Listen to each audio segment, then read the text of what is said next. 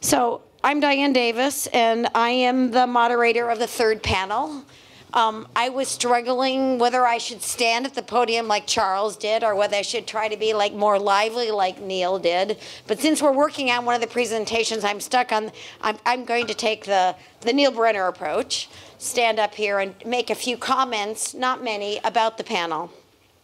I do want to say that the history of what this panel was going to be about has morphed over time, but in a way I'm really happy that we are now closing in on questions about the future cities and future transformations. So for those of you who've been here all day, the two prior panels, although they had different titles, basically both of them talked quite a bit about the history and the contemporary manifestation of logics of urbanization, as understood through discourses, through conceptual and material building blocks, through documentation of form, and attention to the constitutive social practices that are associated with certain urban forms. And this panel is now kind of basically building on those ideas, but thinking about the future. In particular, the projective, I would say, although we'll wait to hear from both of our speakers, that thinking about projective imaginaries of future cities based on current disruptions or current practices, and I know Sarah will be talking a little more about technology, big data, and their impacts on urban form, particularly future urban form, but also other. We want to keep in mind not just new disruptions, but like long-term logics of urbanization that we've already heard about before. So capitalism is still here, even if we have technological disruption, and those two things, of course, come hand in hand. So I think ultimately the combination of our two panelists will help us think a little bit about how we're building cities now on the basis of logics that have unfolded, but understanding that the logics have a temporality and that there are new innovations, there are new practices, there are new methods and tactics being used to structure the cities of the future. So in some sense, I would say in our panel, I think we will answer some of the questions of some of the earlier panels, or at least panel one, which was titled Reconstructing the Agency of Form. I think that's really what we're going to be talking about in this panel, and thinking about what are the methods and techniques that are being used to reconstruct the agency of form, as well as ask questions about who is involved, who or what practitioners or technologies or institutions are kind of leading or guiding the reconstruction of the agency of urban form, and whether we as a profession, as a design profession, or those of us who are committed to creating spaces and territories and urban experiences that we think allow the enhancement of human potential, whether we're happy with the logics that are pushing forward urban form in the brave new world that we're facing. And another way to think about that is, where are the utopian and dystopian elements emerging, if any, in the new practices that are creating and changing the form of the city? So without further ado, I'm not going to give a long introduction because there are bios in the program. So we will start with Sarah Williams, who's a professor at MIT, and Sarah will be followed by Kees Christiaanse, who is, I don't want to say define who he is. That would take like 20 minutes to say a little more about Kees. But I think that both Kees and the bio is available, and there's going to be a much longer introduction today, I promise, in the keynote, before he gives his keynote. But what is interesting from my perspective is that both are interdisciplinary in their outlook. Kees works in urban planning and urban design and is a practitioner, renowned practitioner, involved in many projects, but also a scholar and writes about these issues. Sarah is also interdisciplinary. She's got a background in landscape architecture and in urban planning and geography, and has been involved in practice to a degree, I think, in your labs in Africa, but also is involved in big data research. So we will start with Sarah, move to Kees, and then we'll open it out for questions.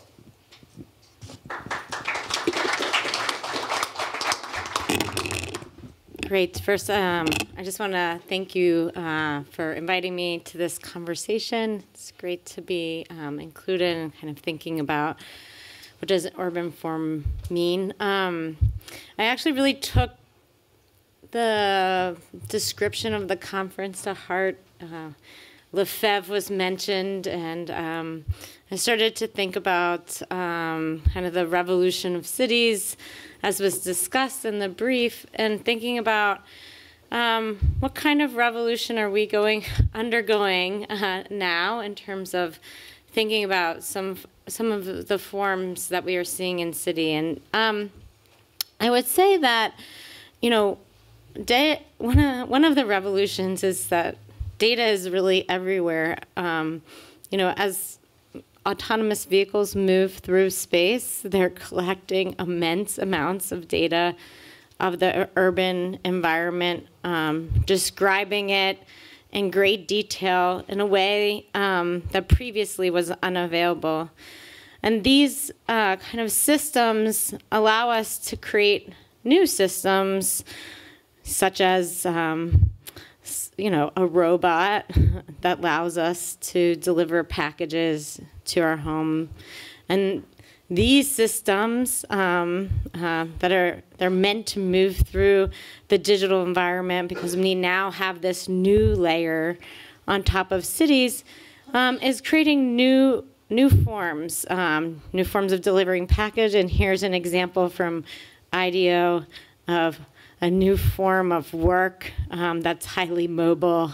I get car sick easily. It makes me feel funny, queasy, a little queasy. But these are some of the projections that we have. And really what's going on in this revolution is that we're in a bit of a place of chaos. We don't know how this digital data is going to be used, what forms will be created from it.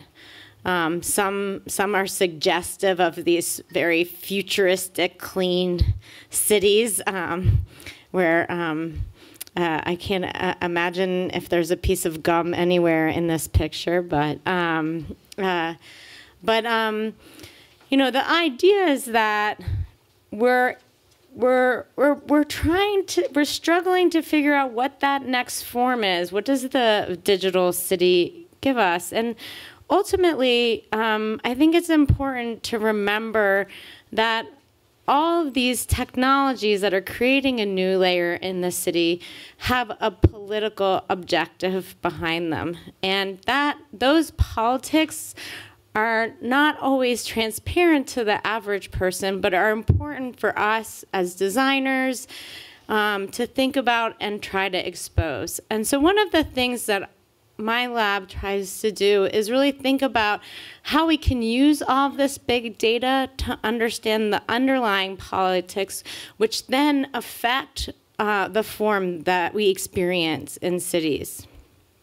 So, data, this data, right? Does it look like it has a political objective? Can you see it? Not quite, but it was collected for a certain purpose. There was if this was Uber data, there was a certain objective of maximizing profits on the road, maximizing the amount of transportation and how they can therefore exploit some of the roadways. And so what I thought I would talk about today is how do we use big data to expose the politics of the city and how that's expressed in form. So I thought, let's think about visualizing form under total governance control. What does that look like? Where the government has a kind of total political control. And so when I was thinking about this, I was thinking about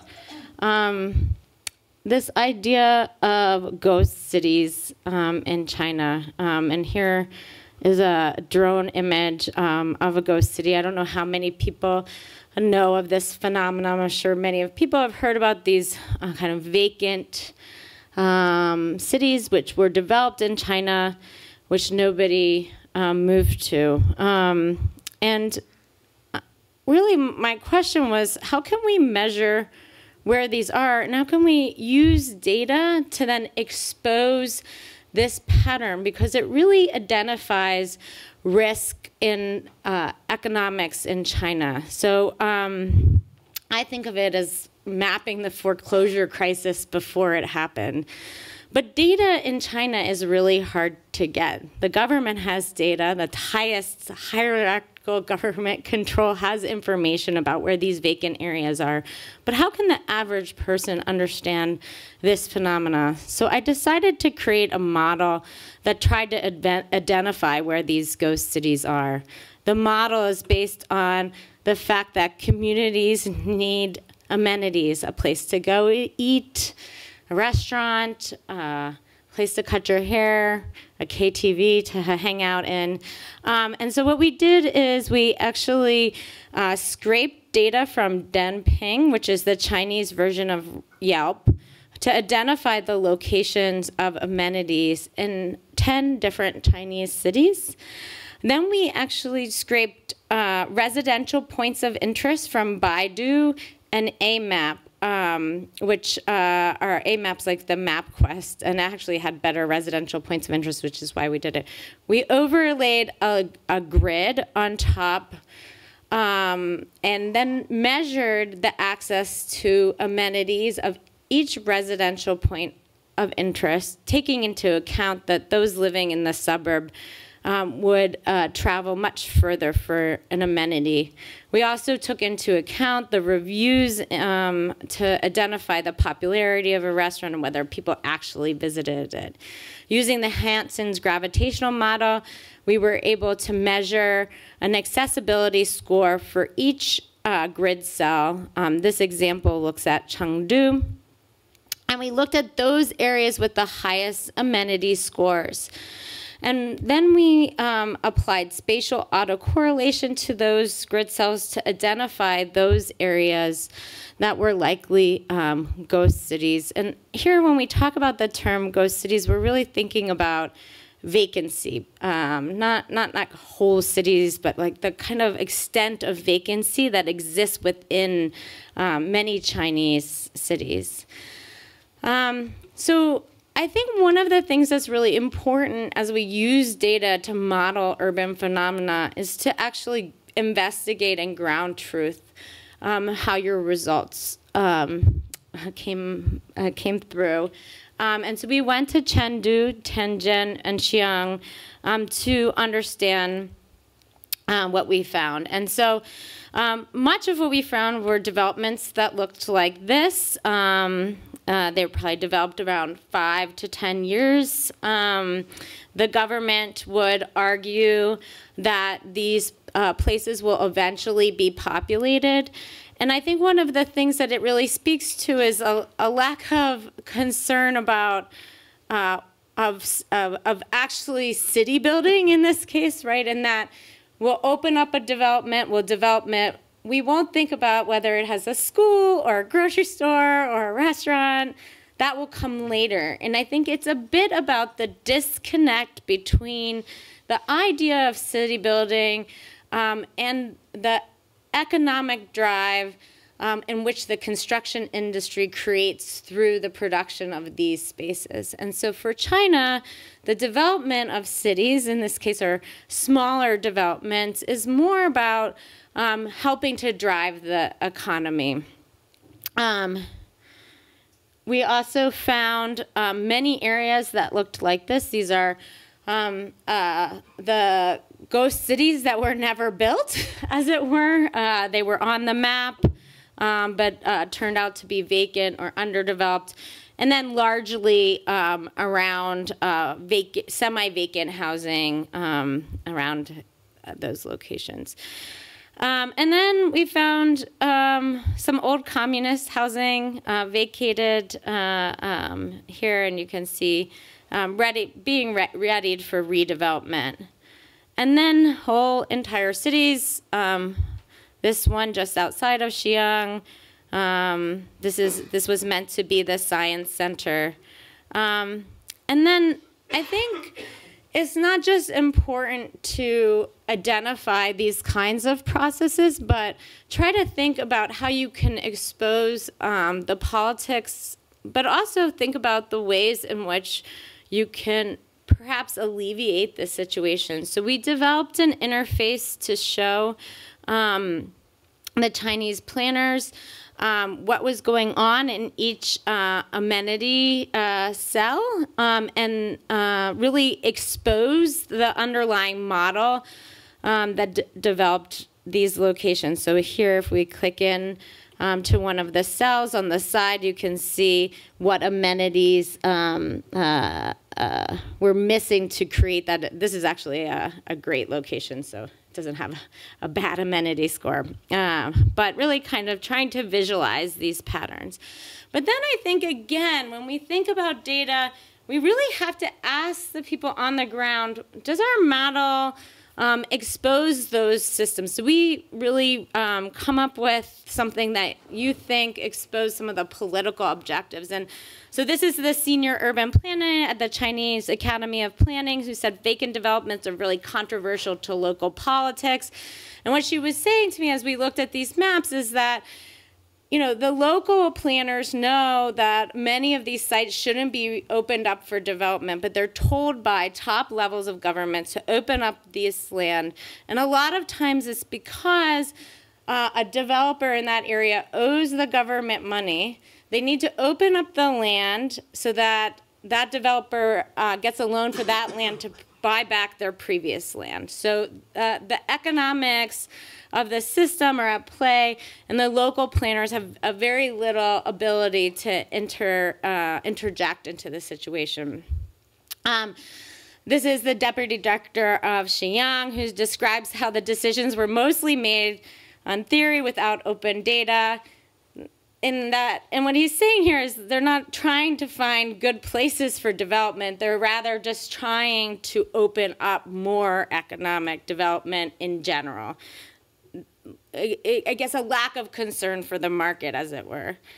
Real estate developers say that this is an example of the real estate bubble about to burst, and that the government is encouraging more and more mortgages, and he thinks it's creating a tenuous situation. Now, I think others would argue against that because the government and the bank are essentially the same. So if there was a kind of crisis, the government would kind of definitely swoop in to try to recover some of these things. And then there's a mismatch between supply and demand is a big problem. And addressing this oversupply is looming ahead. So here, I think what we begin to visualize is a system, an economic system that's dependent on city building to drive the economy, yet a lack of concern about building cities for citizens, but rather thinking of it as this economic vehicle. And the result, in many ways, creates an urban form that's disconnected and often segregated. So now that we looked at visualizing total control, how does that look? Now let's think about visualizing form under a total lack of governance, and how can we use data to understand this lack of government. So let's move to Nairobi, Kenya. And Nairobi suffers from a severe congestion problems. One of the reasons for some of this congestion is matatus. These are these small vehicles which are on the roadway. They act as the main form of public transit in the city. And they really have developed their own system. They're a public transportation system in a way, yet the government washes their hands of controlling this system in any way. And really is a market-based economy. And so I was thinking, how can we create raw data for this system, but also expose the fact that actually outside of government control, there are actors that are developing city form outside of the state. And here is an example of that. So we actually collected data on this informal system using cell phones. This is one of the University of Nairobi students who we worked with on this. We collected the data in GTFS format, which is a format that everybody has probably engaged with even today. When you're using Google Maps to get yourself around the city, you're actually using GTFS in the background. But GTFS data is just a text file. It has latitude and longitude points, and by navigating ourselves onto the Matatus, we were actually able to develop this system and understand it as one system. Then we began to think about how can we visualize this data? How can we understand the system, and how can we communicate this system to broader public? So, you know, here many people think of the Matatus of lacking any system regulation, or they're very much self-regulated. Different routes are run by different operators. They have a Matatus union. They tried to set fares. Again, they work in a very Uber-esque way in which the fares are dependent on, let's say, surge pricing. But all of the Matatus agree to that similar pricing strategy. And here we have ultimately a map of this system, finally exposed, understanding that without a governance structure, we still do have a form of engagement in city building. These Matatu drivers are building their city and organizing it. And here we have a map of the Matatu, and these are Matatu drivers working with us to edit the map. And one of the things that you can see is that they're actually looking at this north area because they realize there's not a lot of Matatus there. How can they develop this area for the Matatus? So once they've had it visualized, they could actually use it as a basis for planning. We worked with a lot of NGOs and government organizations. The Matatu maps eventually went viral on social media and newspapers. And I think one of the things that is successful about the project is really that the government then took on the data to use it for some of their planning practices. And so it talks about it's now also in Google Maps. It's the first informal transit system in Google Maps. And the World Bank used the visualization and the popularity of the visualization to develop their BRT system. So this is actually not our map. This is a map created by the World Bank, which uses our symbology and our structure to actually get people excited about the BRT system in Nairobi. And so in some ways, this project speaks about how we can expose underlying systems and that outside of government control, that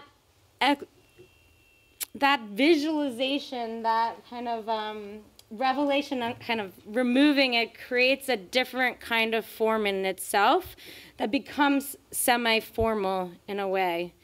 The work has been copied in many cities, Managua, Amman. We now have 26 different cities we've worked with. And really, semi-formal transit provides mobility around the world. And so I kind of want to stop by saying you know, one of the things that we really want to do is try to think about how we can unlock these different types of data sets, the big data that we have available, to understand it for policy change. But I want to go back to the beginning of the talk and say, you know, because inherent in every data set is a political agenda, as we have more and more data, we need to be more thoughtful about how the insights we take for data affect urban form and affect those who have and have not. And so if we think about that image from the beginning of the talk, we saw a very beautiful, pristine community, which is efficient, built on data and systems. But is it a city for one type of person? And I use these two explanations to say data can be used for informal systems. I know you guys have been critiquing that word throughout the day, but for, let's say, non-market-based or very market-based, sorry, non-governmental strategies. And so I think as urban designers, it's up to us to actually critique the technology and I think do amazing, wonderful, creative things with it, but also critique its politics to create cities that are for everyone. Thank you.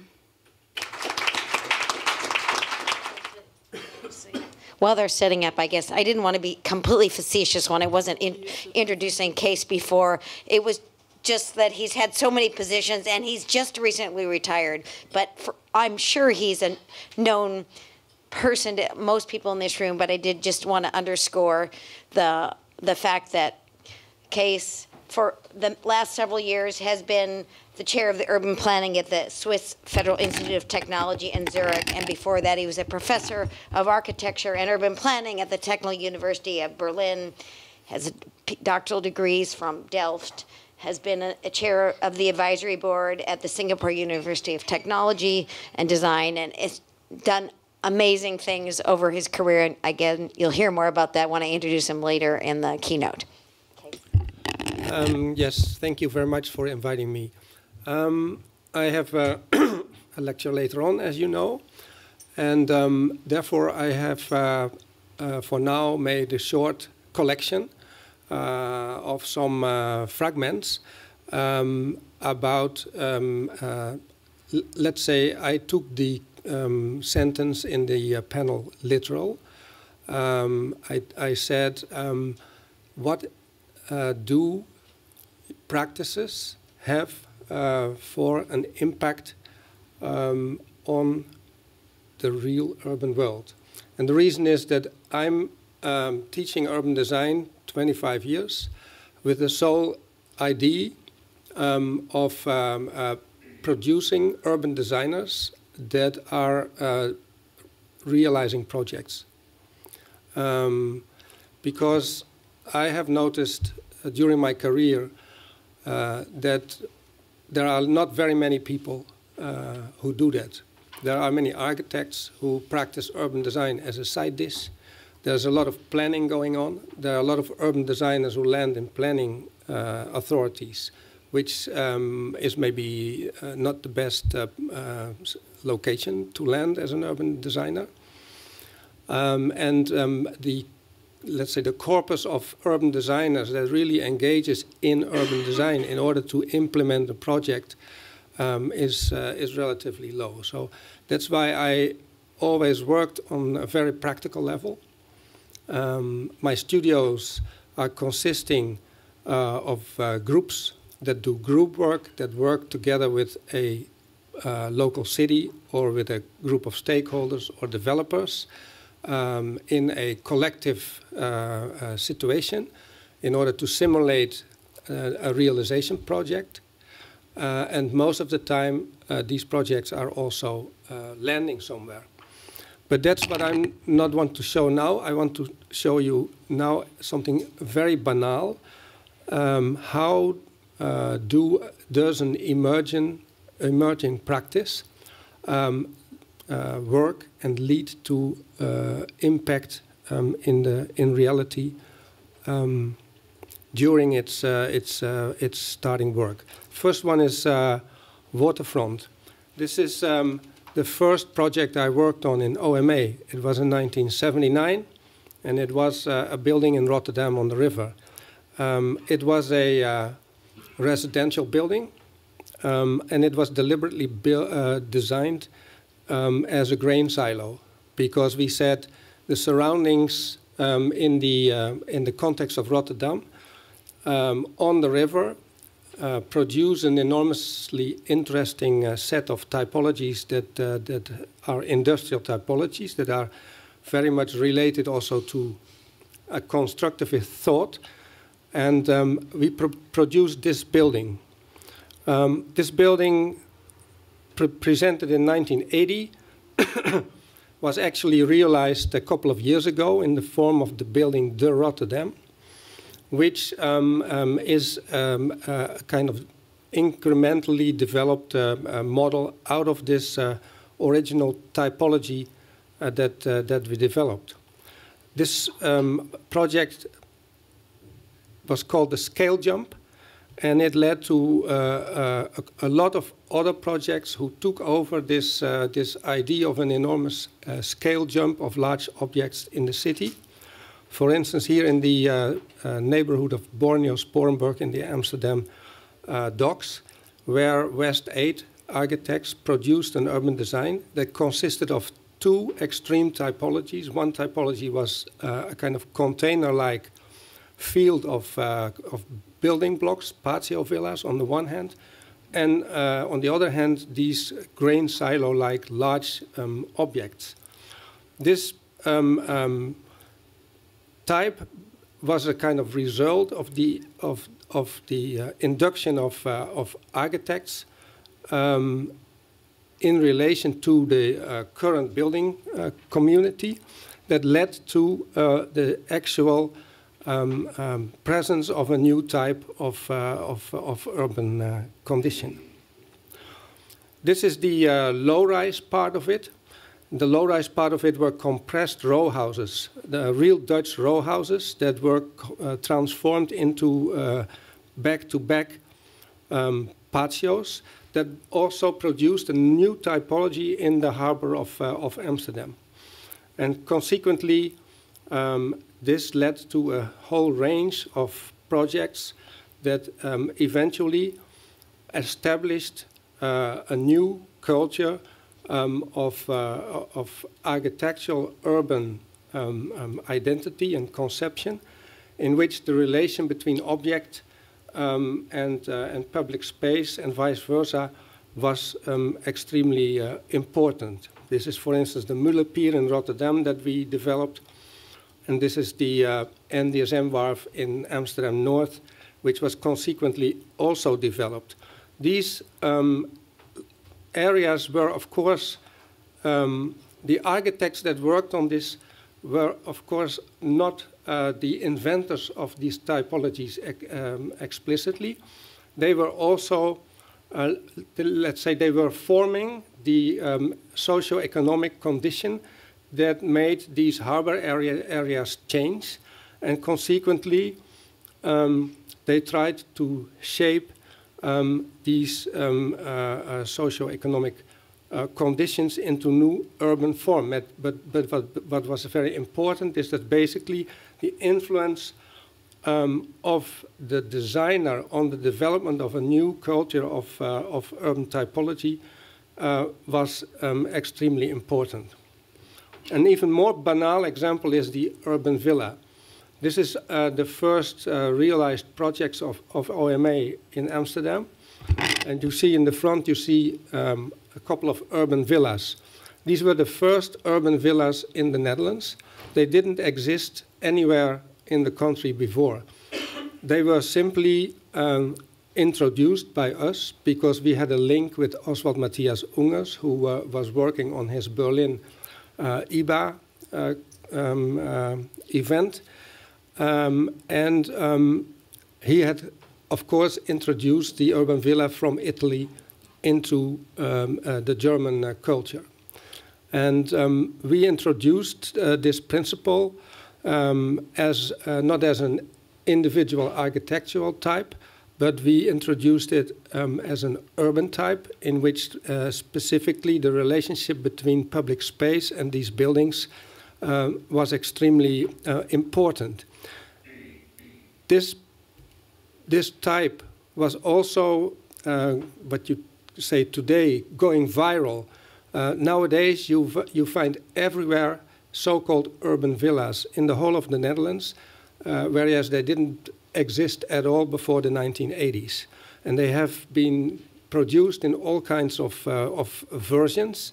And contrary to the original urban villa from Italy, which is a quality typology, which is in a dense area, which has open ground floor areas. And so it became a totally suburban model.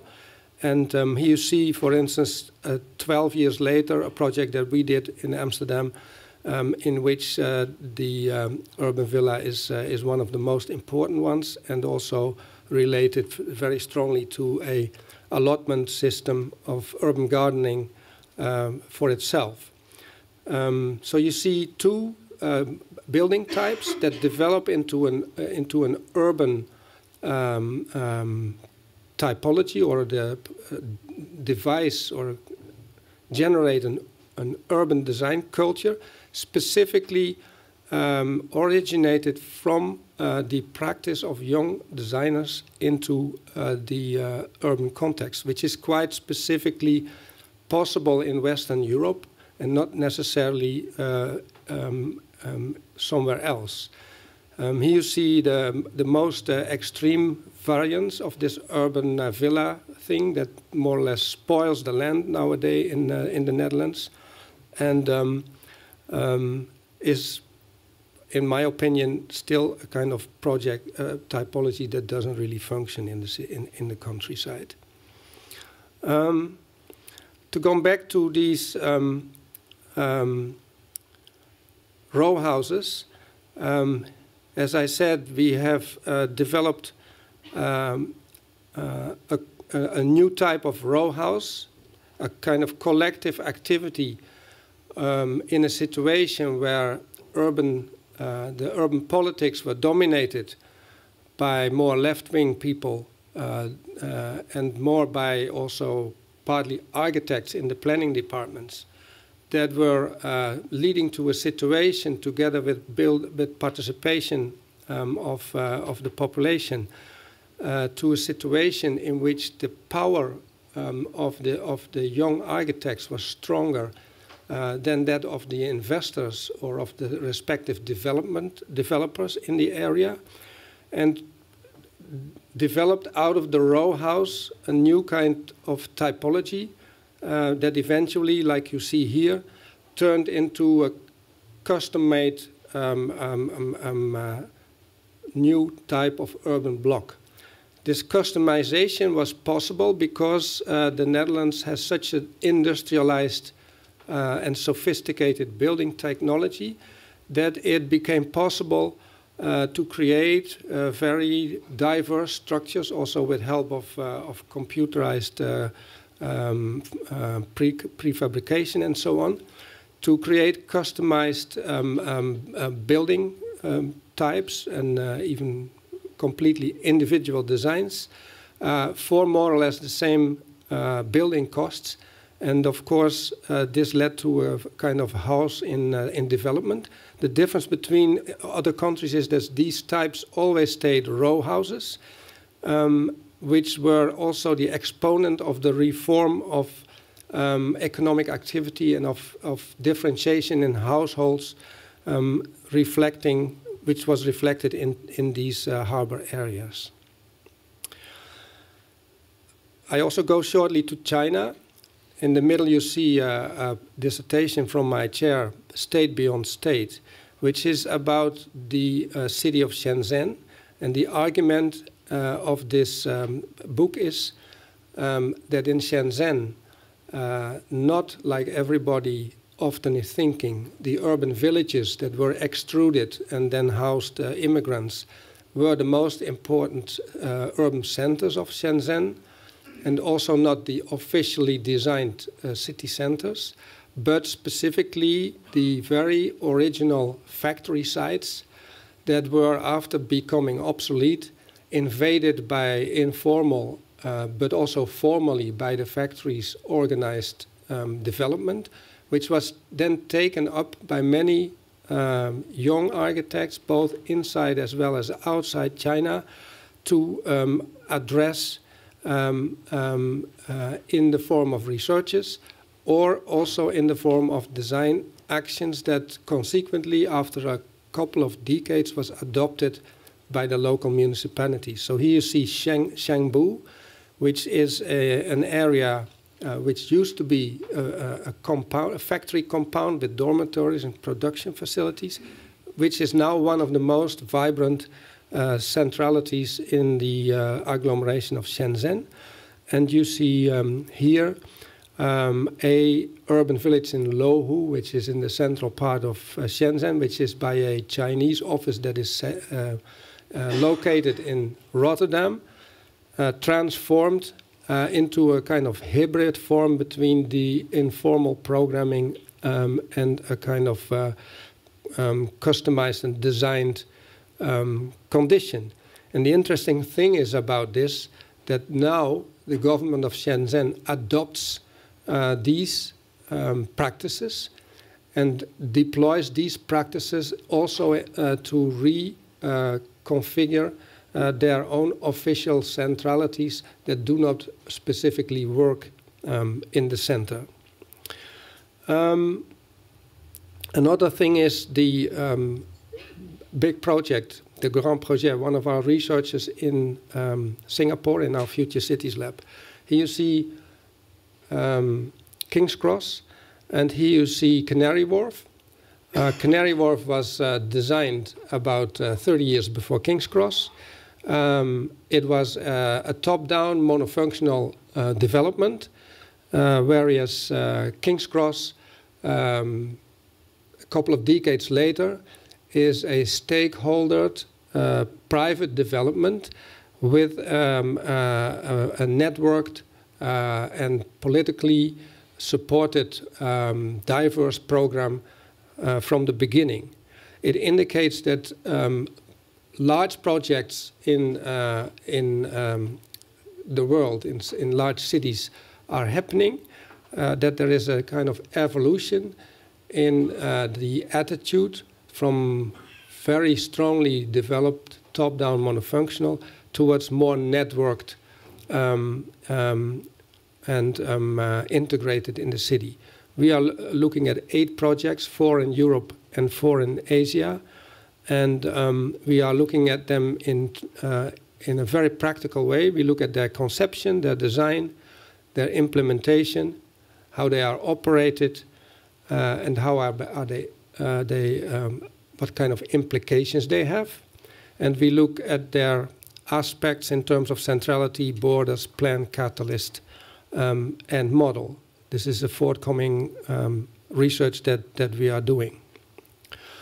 It's a very interesting picture, this one. This is the CEO of Hafen City in Hamburg, for which we did the master plan, standing in Singapore for the model of the city center, specifically Marina Bay. And we see that Marina Bay is a kind of learning, it shows a kind of learning activity of a local planning authority from projects like Canary Wharf, like Spirit, into projects that are much more integrated and diverse. So this is the original landfill where the Marina Bay and city center was developed. And the first projects were really American-like, mall-like developments, like the one that you see in the front, that had completely covered labyrinths of footways and walkways, and that were disconnected from the city tissue that you see on the left-hand side. And gradually, by the influx of different architects, and a lot of traveling to Europe and other places to benchmark these projects, a gradual development of learning and adaptation was generated, in which also quite some new building projects were emerging, like these ones with multiple levels of sky gardens. The initial projects were very strongly based on covered pedestrian infrastructure. The latest projects are more grid-like, with public spaces, urban design guidelines, inside out, and multiple buildings per plots. And the latest projects that they do are really almost having a kind of 19th century quality, in the sense of the qualities that we like in 19th century neighborhoods, with a kind of boost of towers on top of it. Here you see the schemes, how they work and how they evolve from these top-down into more, let's say, townscape-like qualities with an exchange on the urban level. Here you see a comparison between an artist impression of a Singaporean waterfront project, contemporary, against the boulevard of Hafen City that was made in Hamburg. So the next stage is a project which I will elaborate tonight, which works with multiple levels of green on an urban level, with all kinds of aspects in it. Last but not least, the landscape, or the landscaped urban condition. This is the design for Parc de la Villette from 1983.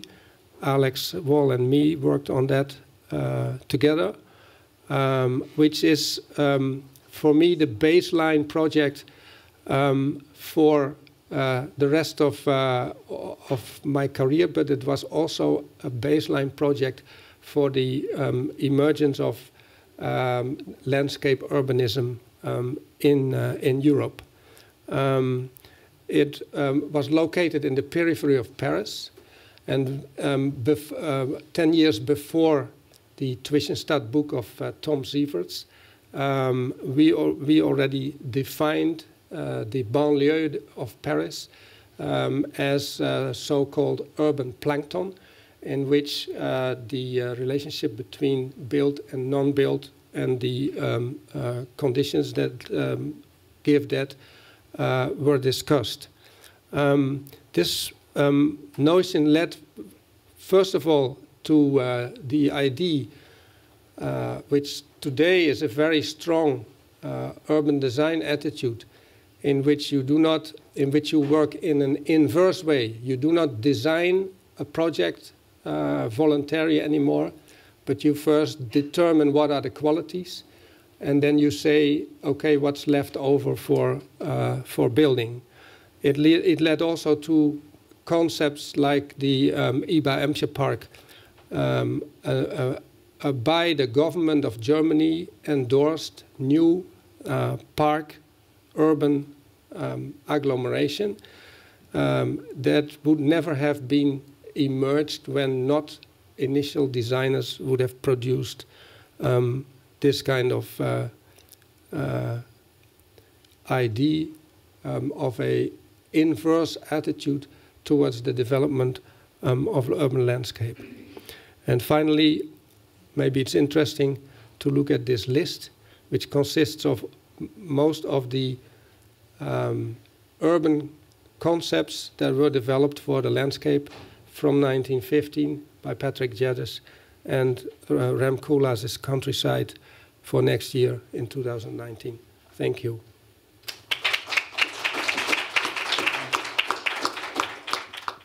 Yeah, ultimately, we are going to open it out for some questions. I'm sure there are many out there. But I thought maybe I'd try to throw a couple organizing themes or questions on the table for our two panelists, like we've done in the other panels. And I guess maybe only just because I feel like we have to have some truth in advertising. I gave an introduction about we're talking about the future and future urban form, but maybe it's not inherently obvious how those themes come through in these two presentations. I think there are elements there. So I want to pose several questions to just help our speakers think about that, but all of us to think about that. So, I mean, I guess the first question that I'd like us to consider, and I'll just lay out three, and you can think about them in any order. But the first would be who are the principal agents of urban form now? And maybe it's not just urban form, maybe it's territorial form, because your last project was really about going out in the kind of rural and the landscape. So are there new paradigms? And Kees, you yourself, you started with the first project in 1979, so you have a long way of thinking about urban form and who have been the principal agents and actors and paradigms in earlier epochs and at the present. So the question is, who are the principal agents? Are they new agents? Are they the same old actors, but they have new paradigms? I mean, to help us get a sense of whether we are moving into a new terrain with respect to the urban forms that we can expect to see. So that's the first question. To me, the second question is maybe it's a prefiguring of a possible answer, but it strikes me as interesting that both of our presenters, Sarah and Kees, talked about urban mega projects, but in a more dystopian dimension from the Chinese case and a more utopian dimension from Kees's case. Now, there are different developmental contexts, but the question is that a new urban paradigm, a new paradigm that is being promoted? There have been mega projects a while. It's a kind of a more specific version of the first question. So what is the role of urban mega projects in the contemporary social and material production of urban form? And I guess the third question would be, and this is as much inspired by Kees's presentation, but I think it's relevant for Sarah as well. It is definitely relevant. What are your views on the urban? So kind of bring forward the conversation that emerged in the second panel that kind of is floating over some of our discussion here. I don't know if Neil is still around, but what are your views on, quote unquote, the urban or on the city as seen through the lens of your research and practice, both of you? Because I noticed with Kees, you talked a lot, your first project, the 79 project, was the urban villas, maybe a paradigm, thinking about the city in a different way. But to me, as a sociologist, it's interesting your use of the concept urban villa and urban villages. That brings us back to Herbert Gans, et cetera. And it kind of lays out a juxtaposition of the urban and the rural, just the concept of the urban village. And even, Sarah, your critique in some ways of the ghost cities is seen through the lens of the kind of failures of their contribution to the city. So I guess those are the questions that I wanted to put on the table. Do we have a new way of thinking about what's the urban or what's the city through the lens of both successful and failed practices that you shared with us in the presentation today? So I'll give you a chance to respond. Maybe Sarah, do you want to start? And then we'll turn to Kees, and then we can open it out for questions. Okay, so the first question I'll start off with and maybe trade off, but who are the principal agents of urban form? Are they different from who they were before and what they are now? Who or what, I could say, or who or what? I think, largely we have many of the same actors, governance, structure, different market forces. But I think that the way that they're leveraging the city is different than what we've seen before. And I think in many ways, some of the market-based actors are figuring out how to parcel the city in new and interesting ways. And what I mean by that is they're creating spaces which never existed before, and they're tapping into that in order to create their own value of the city, which in turn is changing the way that our cities look. So an example would be WeWork, right? They've figured out how to create kind of a new way to divide space and extract value from that space. And they're creating, through that device, creating new ways that we live in cities. They're creating more flexible, open floor plans. They're creating different kinds of structures of work and land use policies, how we move through the city, and this is kind of changing the flows of the city.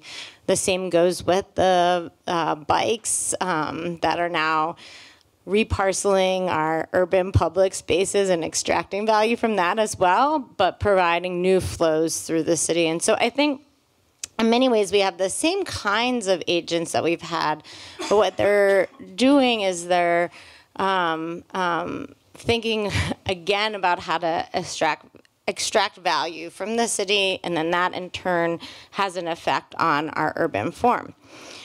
What I think is really interesting about it is I feel like it's this kind of revolution of transforming or reconfiguring the space that we haven't had before, and we're not exactly sure how to regulate it, how to manage it, how to make sure that it works for everybody. And so I think that's why I started with, like, when you're talking about, we are going through kind of a revolution in city building right now. How do we manage these they're the same market actors, they're just extracting value from the city in different ways.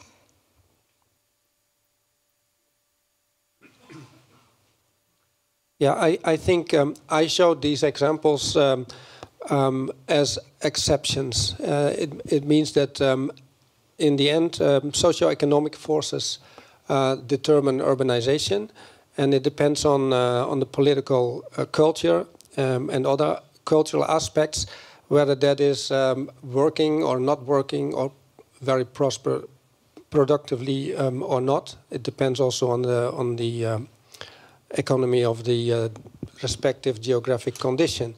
But I think what is changing is that we have to do with an atomizing, on the one hand an atomizing, and on the other hand a kind of upscaling way of the economy works. And the atomizing effect has a very diversificating effect, and it also has a very individualizing effect on the level of neighborhoods, whereas the upscaling effect has global consequences. Furthermore, the digital on all levels works in terms of the acceleration of flows, and it also works in terms of making the city more efficient. For instance, in countries like Switzerland or the Netherlands, traffic infrastructure and public transport is becoming extremely efficient, and paradoxically produces more sprawl, because the communication and the connection of distances becomes less, and therefore you can easily live in an urbanized landscape without any problem anymore. And so there are, let's say, the original forces are still there, but there are kind of differentiations in focus.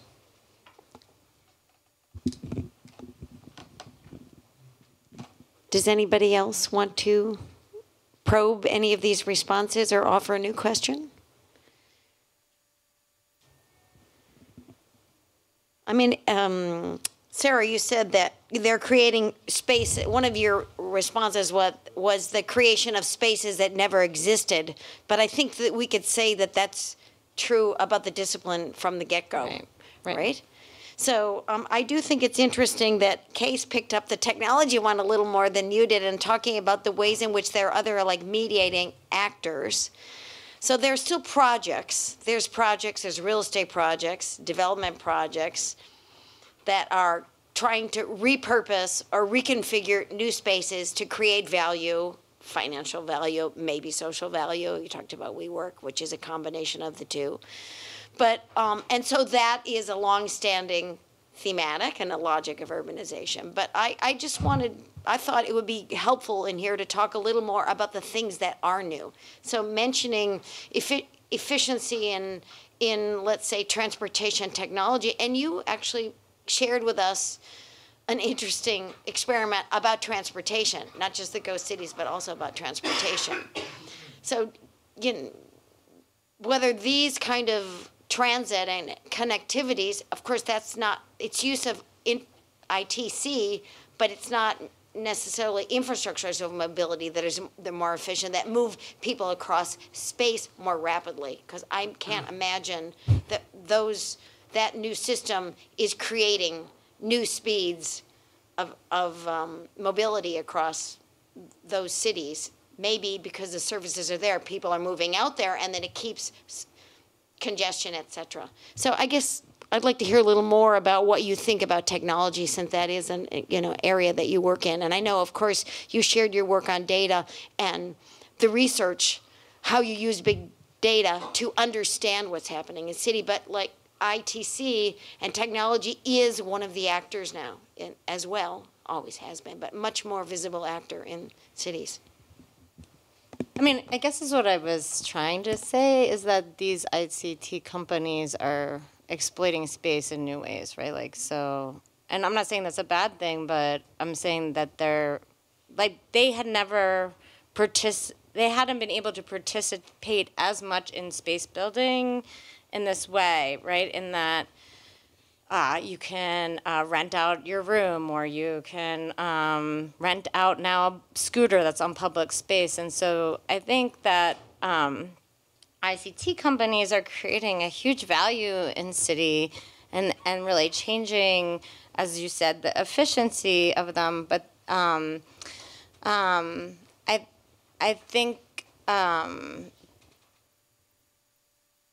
I guess like one thing I'm concerned about as we talk about these is like they're also creating inefficiencies. Like Uber is creating a ton of traffic congestion in cities. There's other kinds of, let's say, negative externalities that are created through some of these systems. And I think it's up to us as urban designers to help facilitate that. So like, how can we make systems, autonomous vehicles more efficient? Because I think in their current state, they're increasing the number of cars on the roadway and therefore decreasing efficiency. I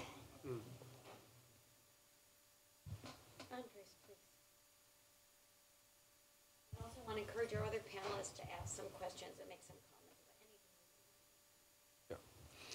comments. So I want to pick up on a point that Kees brought up, which I think is unique and also very valuable in the Dutch context, which is the fact that a lot of the work that OMA or your office, KCAP, or many other outstanding firms have been able to practice has a lot to do with the fact that the Netherlands has a very serious and sort of strong tradition of urbanism.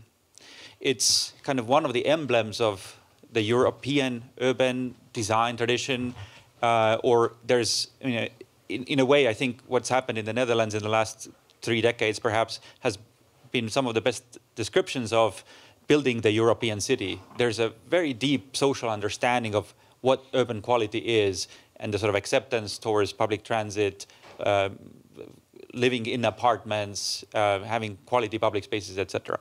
Now, I would argue that, in the US context, the situation is much more bifurcated. There are sort of the haves and have-nots are much more pronounced. There are sort of urban traditions happening on the coasts, East Coast and West Coast, that are kind of European or maybe Asian in some ways, but developing very strong attachment now to denser, more mixed use, more public space oriented types of cities. That is not the case in the middle of the country, so that divide has already happened and is deepening.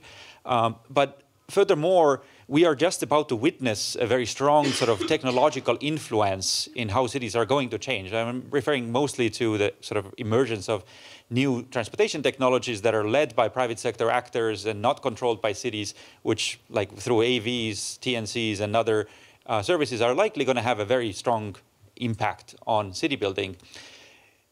Having a culture of urbanism like the Netherlands has is ever more important today, because we need to make decisions about uncertain future technologies. If we don't make these decisions now, the market is going to run ahead and make these decisions for cities, and the technologies, I think, are going to impact cities very, very strongly. What can be done to build that culture? What can be done to perpetuate a certain, I guess, a political agreement, but also just a popular social understanding of why urban design matters, why certain city models perform better than others, etc.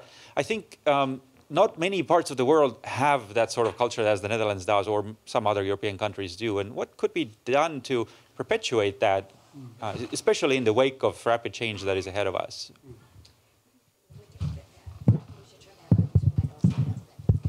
This has a very strange answer. If you, I mean, I am not at all enthusiastic about the current state of urban condition in the Netherlands because there was indeed a very strong collective urban culture, but this has been diluted since the 1989 fall of communism. Everything became market-oriented, and then the planning authority, which was basically centralized and therefore kept also a good balance between built and unbuilt, was skipped.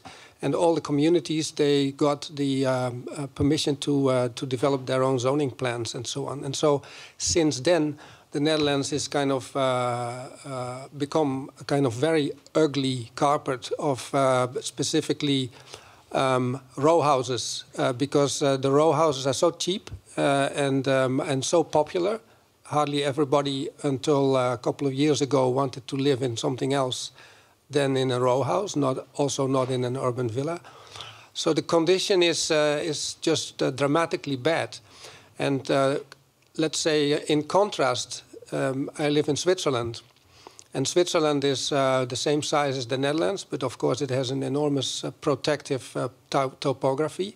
But it has a large urban agglomeration between Geneva and Zurich, where 7 million people live. Switzerland doesn't have an urban tradition at all, but they have such impressive, what I call braking factors against over-urbanization, that it is protected by itself. If you look at Singapore, there's such a control. It looks like the Netherlands in the 1960s. The authorities can just plan every square centimeter, so it's not a real art to create a kind of total concept for urban planning. And if you look at the United States, I honestly must say I'm at a loss, because I don't see, as far as I know the United States, how with the current socio-political condition you can develop working policies that really lead to impact by the design discipline and by, let's say, quality systems implementations. I think that is really problematic here, and so it does, and it's not dependent on the culture or the brains of the people. It is a society system aspect, which you can also see if you take an arbitrary group of Northwestern European planners and architects of 30 years old. Then 40% of them have their own commissions, and sometimes also substantial commissions. If you take the same group in the United States, most of them are only teaching. Very few are practicing.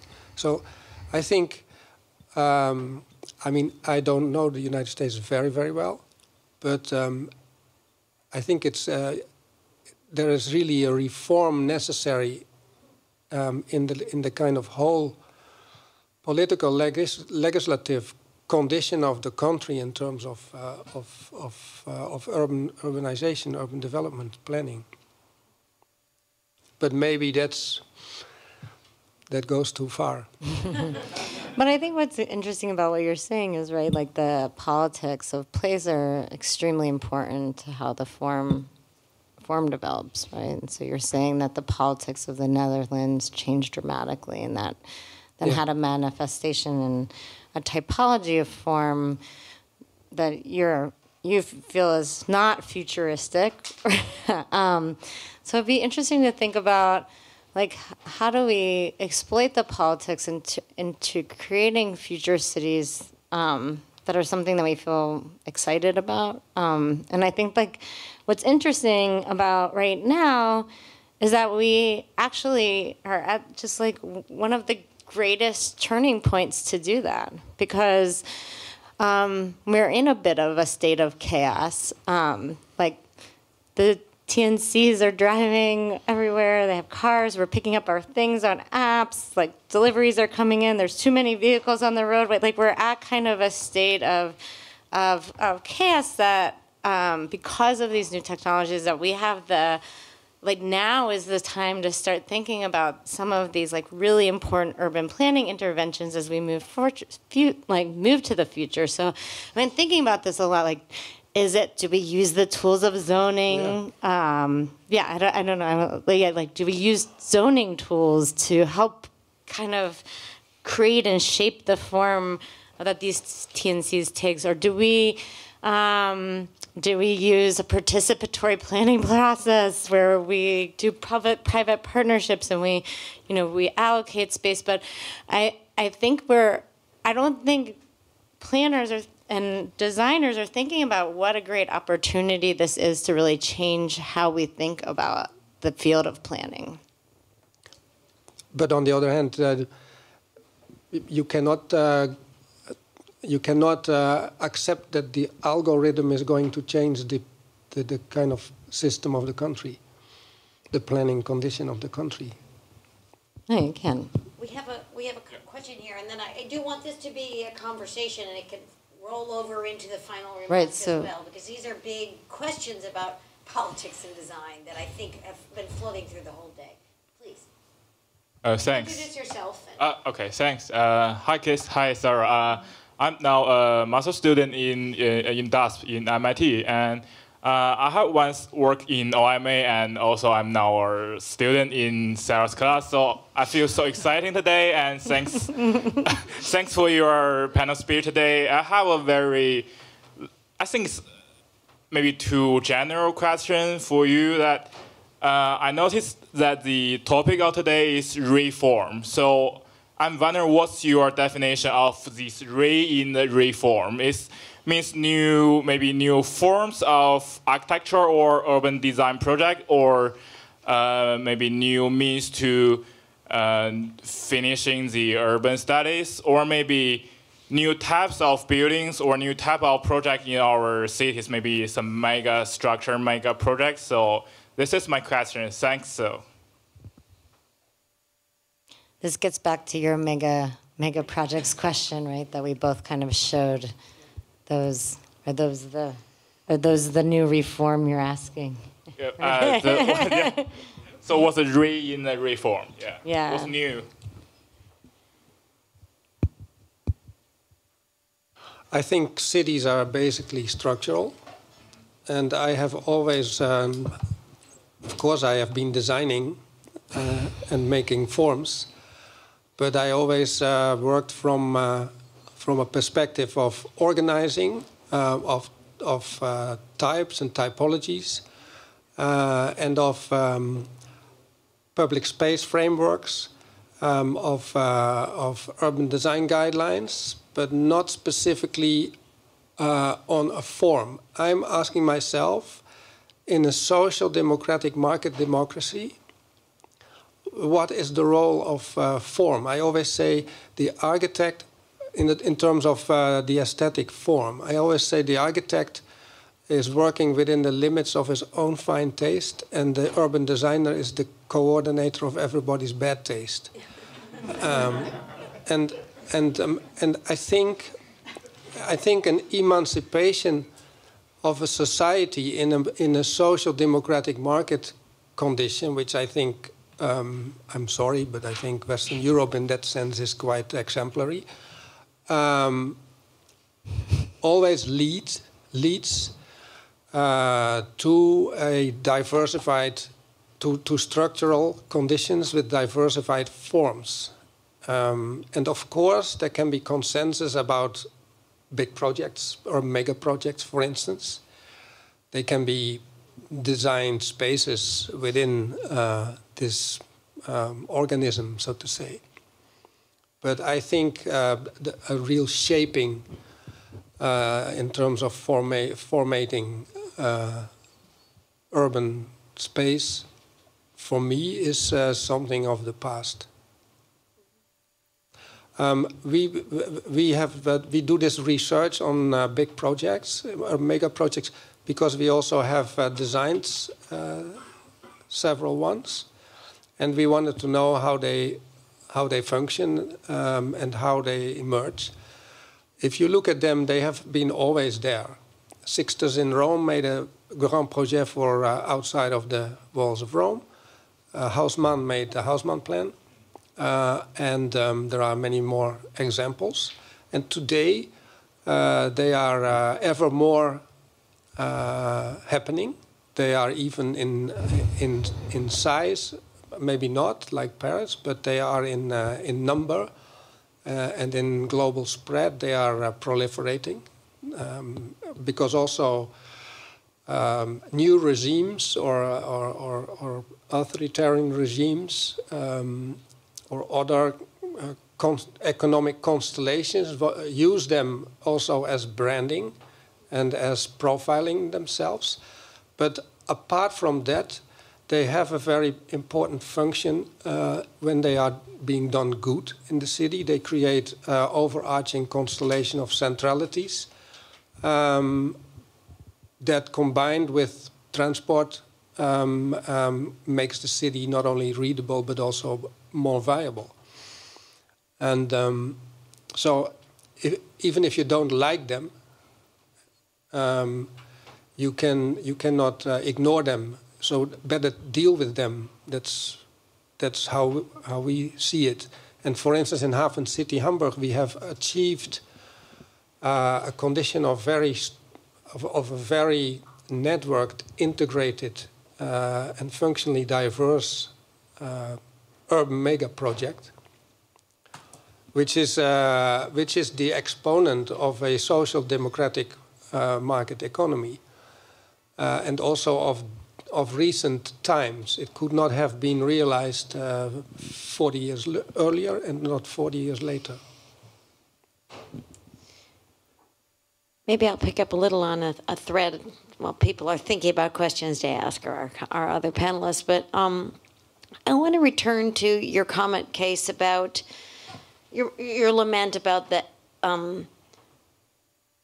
advent of neoliberalism in Northern European social democracies and how that's kind of changed the capacities, why you're not so optimistic about, let's say, the Netherlands as like 30 years ago. And then, of course, you compared to the United States. So you're lamenting what's happening in Northern Europe, but also suggesting that here it's a basket case already because we've been like embracing neoliberalism, never had a real social democracy in the United States. So to me, and there are a couple of threads I want to pull together on this. The first thing that that strikes me personally is the importance of an understanding of political institutions and political systems in the field of urban planning and urban design. There's not a single person on this panel or in the conference that was asked to talk about that. But ultimately, that becomes the most important thing to think about. So there's a limit to just talking, well, this is me speaking, but I think there's a limit to just talking about capitalism and how it moves in space. Because we really can see some variations across time and space because of the ways in which institutions of governance and politics have mediated those processes. And we may lament the loss of the social democratic project with the same strength and the same kind of credibility and dominance in the contemporary period in Northern Europe, but those principles are not completely gone, and the institutions that came out of that political system still exist to a certain degree. So what I hear you saying about the big problem in the United States is, there's politics everywhere, and there's politics that you know, favor developers and get in the way of good urban planning and design. But what I hear Kees saying is that there's something even more than that, which is a history of an institution that was built around a concept of the public good, as well as you may work with the private sector, because we're talking about capitalist societies, but social democracies, that you create institutions where decisions are made about both the public and the private. And you've underscored that those, you set up institutions and processes that allow governing actors to make decisions to balance both of those things. And central to that project, I hear you saying, are urban designers. That urban designers come into the public sector along with planners, and they can act as urban designers, not as second-rate urban planners, or not just as architects, but as urban designers who are thinking about the public good in spatial terms, if I dare, you know, put it in that sense. So it's beyond the building, it's beyond the aesthetics, it's beyond the architecture, but as you said, the glue for negotiating bad taste. But then it becomes very important institutionally to have urban designers in the mix of governance and decision-making about cities. And you said, and I agree with you completely, that is not the tradition in the United States. And so to me, the question is, why is that not the tradition, and can we reintroduce that?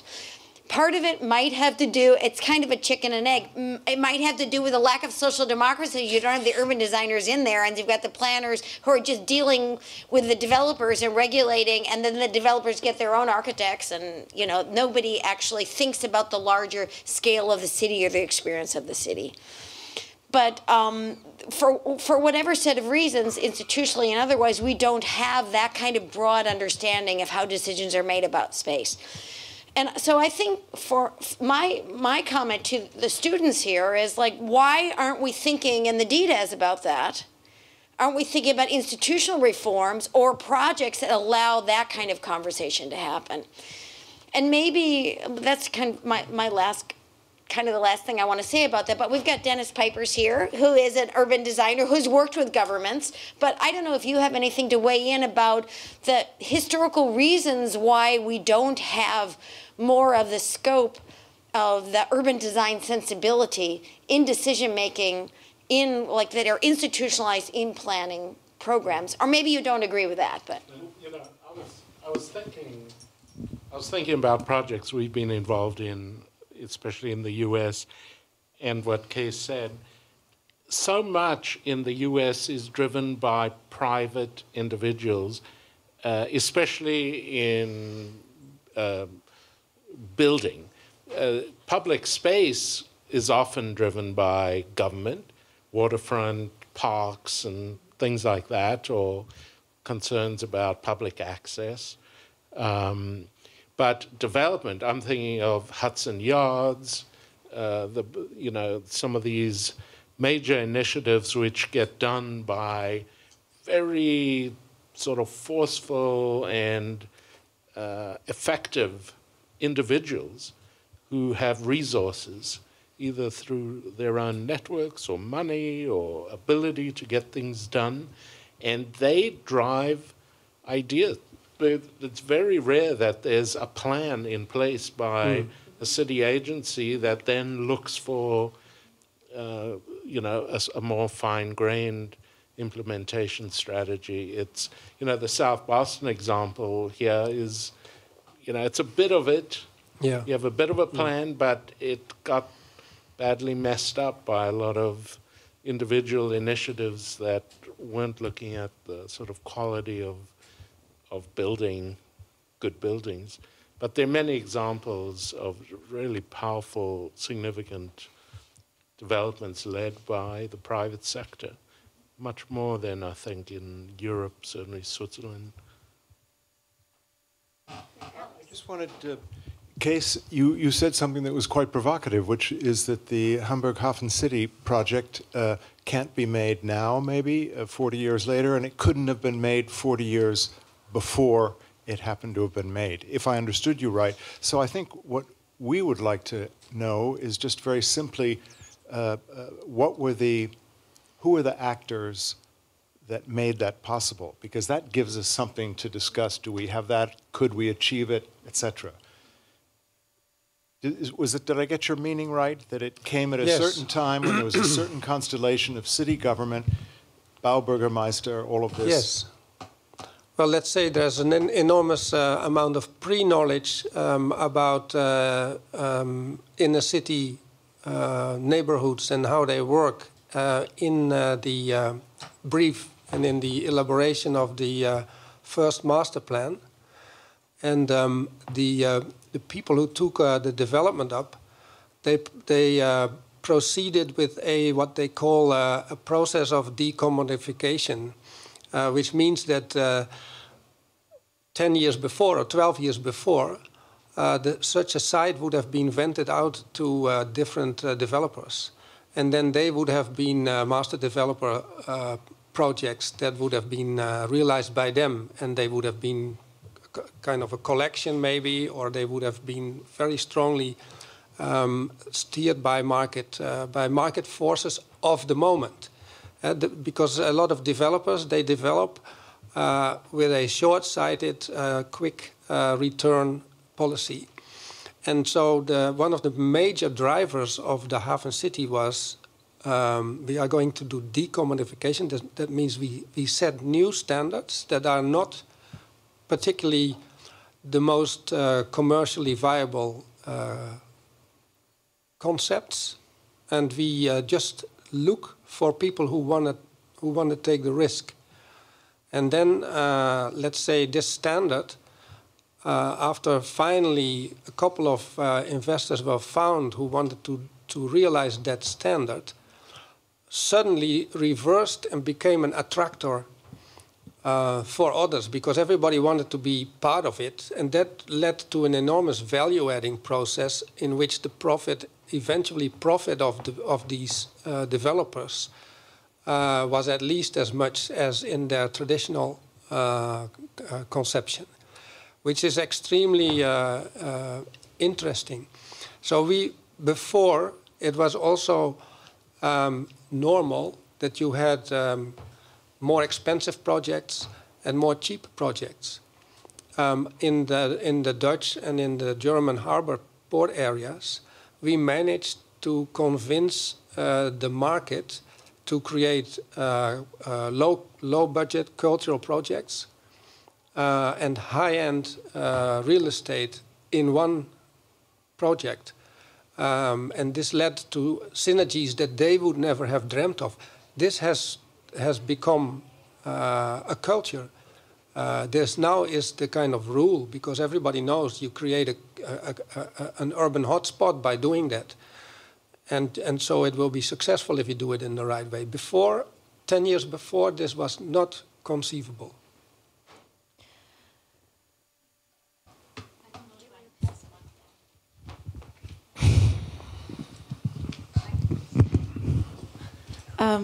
I had a point about, maybe because I'm sitting here and thinking all day, and we started with the provocations of the agency of form, the grids, other things. There was a moment in Kees's presentation where you talked about how the effect of Ungars, obviously, to Olme, and how the villa, for instance, the typology of the villa was utilized in the projects, and that's just one example. There could be other ones, and then that created, despite the kind of negative interpretation of what's going on in the Dutch context right now, but at the time, somehow that legacy created, that teaching, let's say, created ideas in Olme, and that, in a way, recurringly created a culture around that. So teaching, or Ungars's teaching, affected certain things at Olme, and that basically led to a kind of, let's say, repercussion or conclusion in the practice, and then it created now other kinds of, effects. So I am a little bit more curious about still, maybe as designers or architects, urban designers, the things that we put on the table, rather than keep. We can talk about governance. We can talk about how certain you can compare constituencies of the Dutch and American and how it's harder here and there, whatever. But I think that at the end of the day, somehow perhaps Ungars maybe didn't. I mean, Ungars practiced in Germany after moving from the United States, but still some of his teachings were implemented by Olmé. Certain things that he collected, right, by years, or theories of urbanism, architecture, urbanism, where some of them were implemented by Olmé. So still certain theories get implemented by architects afterwards. So we need to create theories. We need to come up with, we need to have something on the table as designers that we offer. And that brings up the question of value, because the idea of value was used a couple of times. Yes, the monetary value is there, but what is the value? What do we believe in? What is the imaginary that we're bringing as architects to the table? And what do we think as designers we bring on the table at the end of the day? I think without that, we can, the realities of the world are important, but we need that kind of specificity in a way. Well, what is it that we think we are able to offer that we are not allowed to? I think that without kind of putting that on the table, I worry that we might just always talk about the conditions and make them more efficient or better. But at the end of the day, what is it that we put on the table? The reason I'm saying it is that I was just thinking, and it's been a while that I didn't think about that reference, and actually at the lunch, Sanford Quinter's name came up, but I was thinking of 1989 or 88 publication, Zone publication, with Sanford Quinter and Michael Fair edited the book where What is the City, right? That a compilation of articles, even Christopher Alexander is in there. And that could be read as a kind of pre-infrastructure urbanism, pre-landscape urbanism moment, because after that, all of those discussions really continue, like field conditions, soft urbanism, everything that we heard in the 90s, I would argue, came after that. Because what's striking, and I just remembered the introduction of that book where the editors Quinter and Feher talk about the city. And they say, well, the problem of today is that on the one hand, we have people like Colin Rowe, which talk about the form of the city, but it's more of the fabric or the physical structure, but they don't look at the processes of urbanization. On the other, there's social studies that look at more to social structures, social relationships, but urbanism is a process, and we need to understand that. So we've been through that, the 1888, and we know what happened, after that, and now we're in maybe a different moment. But I'm curious about what is it that if Quinter and some other person or two of us would write another introduction, what would be that thing? What is it that we think are offering as a theory of urban theory for the future, or what are we bringing to the table? Oh, thank you, Neyran, for that. I think we're already moving into the closing remarks, and I don't know if that's something that Martin is doing or you students are doing, or whether what we should do is ask everybody else who's been a panelist to make some final, and Neil, if you can come, I know you have to leave, but if you want to come join us, to make some remarks, just like you've done, like reflecting in a larger way about the day. So we should allow all of our speakers to do that, and then maybe some of the moderators, and then maybe students at the end, if we have a few minutes, can say something about what they didn't hear or what we want to do next year or something like that. But let's hear from all the great thinkers that we have here with us today. So maybe we can just pass this down the road.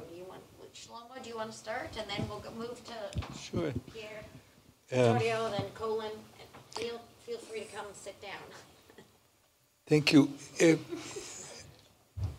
I think that what Neyran just said strikes a note with me, kind of like, what is our role in all of this, in the development game?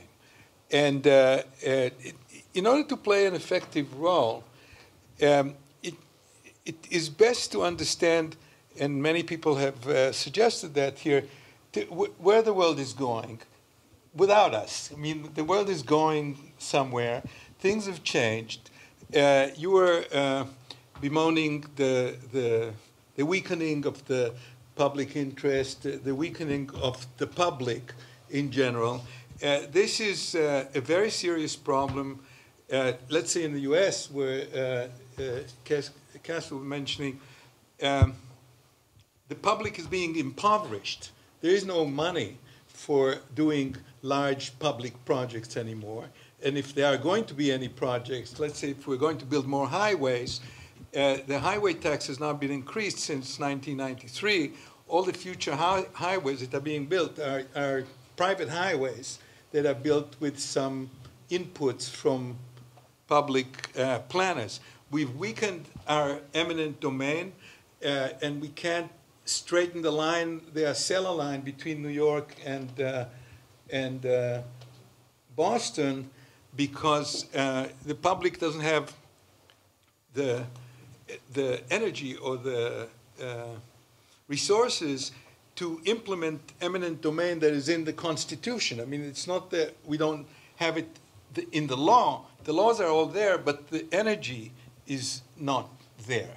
The energy is moved to where the money is, and the money has shifted hands. And in this, I just want to mention one interesting, when you talk about innovation and where things are going, I think we have to pay some attention to the New Belt, New Road initiative that the Chinese have started, which is an infrastructure project to connect the world, and involves like 55 different countries.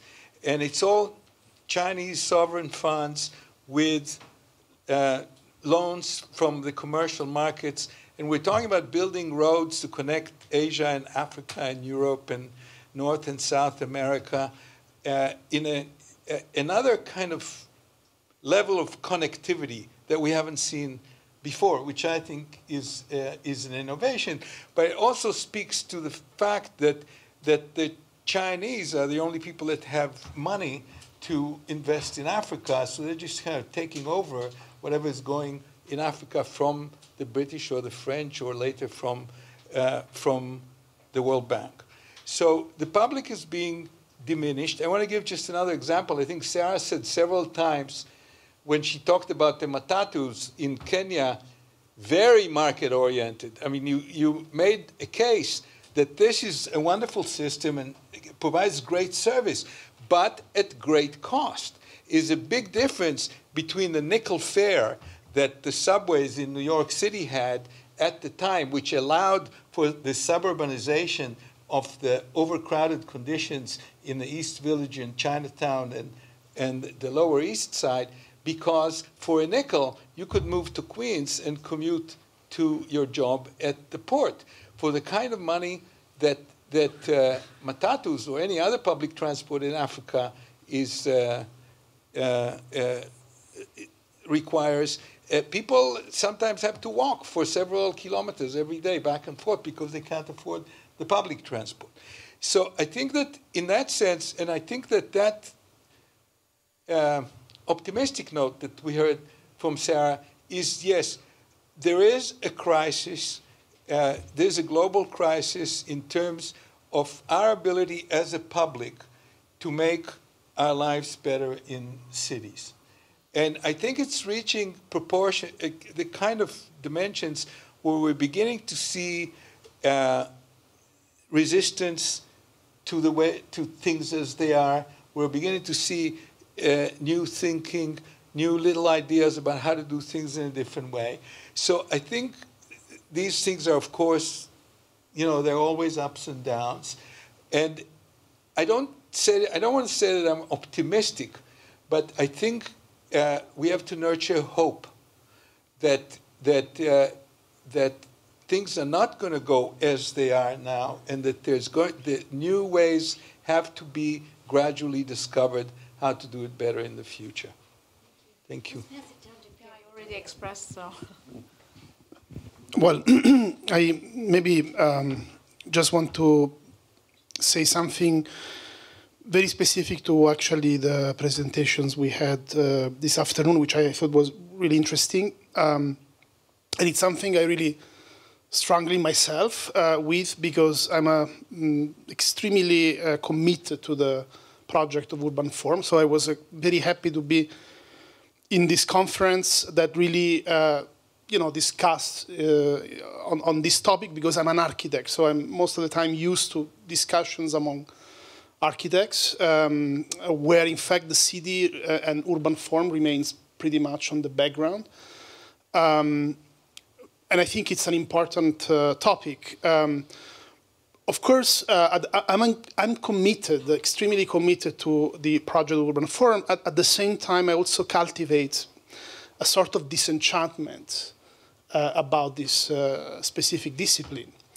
I mean, we shouldn't forget that, for example, being here at Harvard, the discipline of urban design was actually formalized at the time of urban renewal.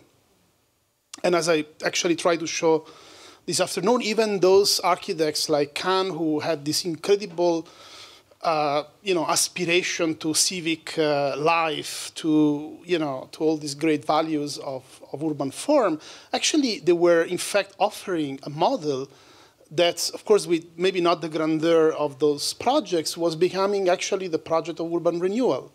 And actually, it's interesting to see how, I've studied this especially in San Francisco, how when urban renewal, for example, happened in San Francisco, this cartel of landowners and city working together were also commissioning research, exhibitions, books, to almost like culturally and ideologically prepare the ground for this kind of complete transformation. So the whole discussion about slums became very popular. So there were amazing districts like the Western Addition, Fillmore, which actually created an incredible culture in San Francisco. Actually, the whole culture of that city was born there. And all of a sudden, you have these reformers, these architects, these sociologists, paid actually by big capital to write books and research and to say this is slums. Here people cannot live because there is too much density, there is no infrastructure. And so what they did, they destroy actually an entire city to build actually the most stupid kind of urbanization. So I think we have to be aware that the history, and this is not only, it's one episode. I mean, even Haussmann Paris actually had aspects of that, even if what then has been built looks great, but actually it was a project of violent dispossession of people actually were living there in the city. And I think we have to be aware that the history of urban design has this, this is not just the dark side of the discipline, it's actually one of its fundamental purposes. So I think the big question for me on the table is how we can still have a commitment to city form, because I believe that city form is an important aspect that cities cannot be left. I mean, because actually they're very delicate assemblage of many things. But how we can disentangle, of course, gradually. This is not something we can do over the night. How we can disentangle that project from this kind of urge of profits, of developments. Even when we talk about densities and datas, yes, of course, these are great tools, but we know that they have been breeding, actually, in a profit-driven kind of mentality. And so how we decolonize, actually, our own discipline from something that has affected the discipline, even its most civic ambitions, from this urge to create opportunity for profit, which we know are the source of racism, of inequality, of skyrocketing asymmetry between rich and poor. So how we can gradually disentangle the whole machinery of urban design, the discipline of design, from this kind of tendency, which of course is very much embedded in the way even in the tools that we use to actually work on urban design. So for me, this is really a big question, and I think that we are really, historically speaking, we are at the moment in which this kind of machinery of profit, of development, is actually literally collapsing with all the kinds of shortcomings, fascism, poverty. These are all shortcomings of this kind of collapse, of this kind of petit bourgeois, idea that civic design and will work in the name of liberal democracy. I think we really have to question ourselves, what are parallel institutions, parallel projects that in a way will help our discipline to gradually disentangle from this kind of colonial complex. Thank you. So you want to come in, Solly, on that? Do you want to come in on that particularly? I can. No, sure, cool. So I'll just say two things briefly. I think one is about how we see form and how we identify form, and I'm kind of aware. I'm really acutely aware, actually. I mean, you kept referring there, Pierre, to our fields, and I actually don't know what that is, you know, it might just be because I'm a geographer, but you know, I feel like we're having kind of quite cross-cutting, well, parallel kind of conceptions of form are in the room, and we curiously haven't got down to that. Like what you know, it'd be really interesting if we all kind of just said a little bit about what we actually think form is, but how do we see form? So the way in which I think about some of the issues that have come up today been helpful for me to think about what urban forms, what new emerging urban forms have emerged. We've talked about, I mean, Solly talked about One Belt, One Roads. We can talk about the expansion of cities. We can talk about slums. We can talk about digital technologies and smart cities and that whole kind of debate. We can talk about technologies like the grid, right? Different ways of seeing urban form, which I found really useful today. But I'm also really, and we can produce a whole typology, and people are doing that. But I'm also really kind of struck by the kind of ways in which we're arriving at this. It seems rather kind of narrow in terms of the scope of debate. You know, one of the things that's been in my mind all day is the huge debate on post-colonial kind of urbanism, and thinking about, you know, the kind of huge movement in urban studies to try to draw on knowledges, perspectives from the global south, from different parts of the world, to open up questions like form, right? And, you know, for example, if you go into a lot of neighbourhoods, I mean, some of the stuff that Solly I was talking about, a lot of neighbourhoods in the global south, Nairobi, right? I mean, your work, I think, is really interesting, Sarah, in terms of thinking about the connections between kind of how Matutu users think about urban space and how we use our tools to produce and identify and see form. And so there's a question there about the kinds of knowledges that are allowed access to our archives of what form is, our knowledge archives.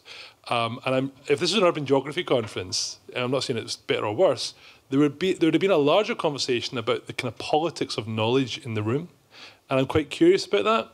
Like, whose knowledge gets to kind of like allow us to see form? And, you know, certain priorities, water, sanitation, all the rest of it, fall out of that picture. So that's the first thing. The second thing, just briefly, was just about, and, you know, they had a fascinating conversation there about urban possibility and the way in which certain kinds of form arrive, and, you know, what is possible to do in a city compared to, you know, the US compared to Western Europe and so on, right?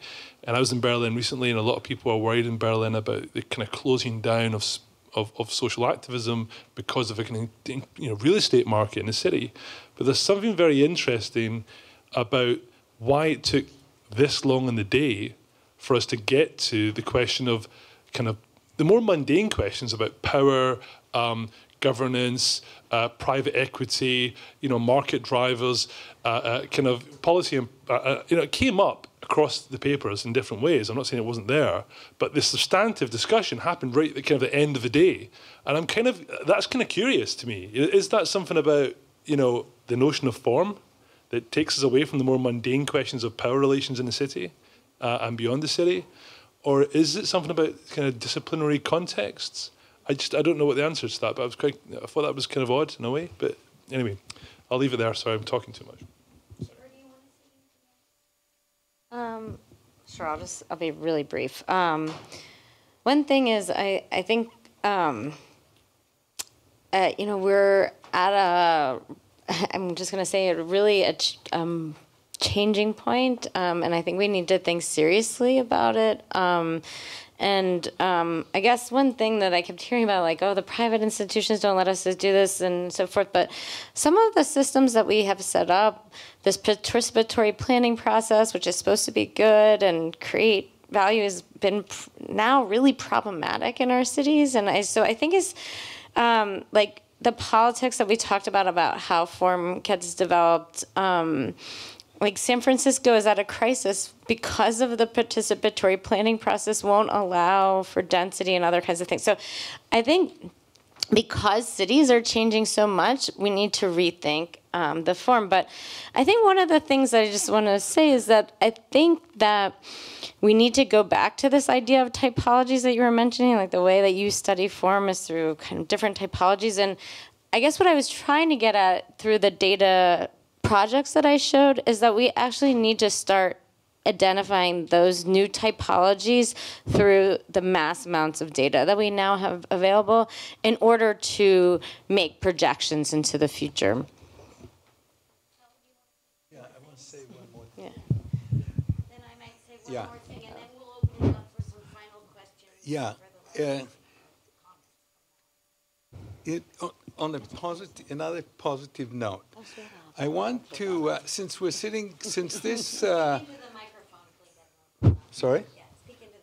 Okay. Since this conference was organized by students and the main audience here are the students, I want to issue a challenge here, which is kind of incorporates everything that was said, including Colin's last remark, and that is this. When I look at the numbers of how many people are going to come to cities between now and 2050, it turns out that the growth of the urban population in the more developed countries is going to be about 130 million people.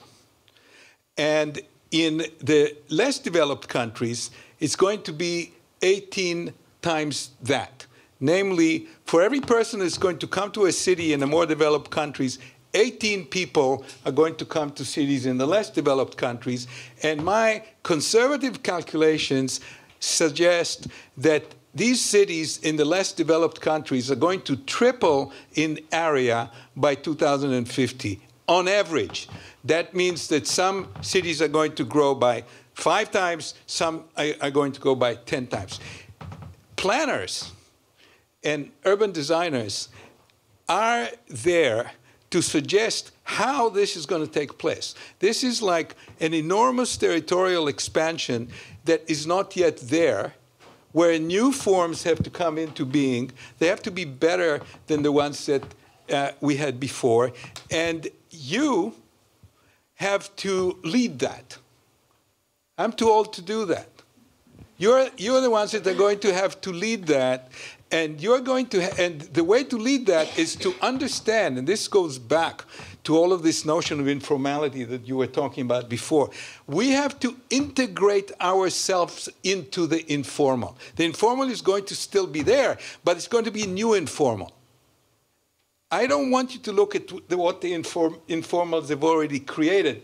Fine, let's deal with that. But they're still going to create another universe of informality which is not yet there, where your innovations, where your expertise can help integrate that informal into the new urban fabric. So what I'm saying to you is this. Here's a laboratory, that kind of the last laboratory that is being set before urbanization is going to be over, and we all have to do urban renewal and urban rebuilding and urban reconstruction. The new is still out there.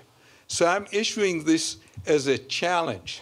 This is the planning challenge of how to plan the tripling of the expanse of cities in the less developed countries in the next 3 decades. Thank you. Thank you, Sally. I wanted to make some final remarks, but I'm going to let Kees say more if he wants. Of course, we're going to get a chance to hear more, and you'll get more questions, but I do want you to have some input on this last round.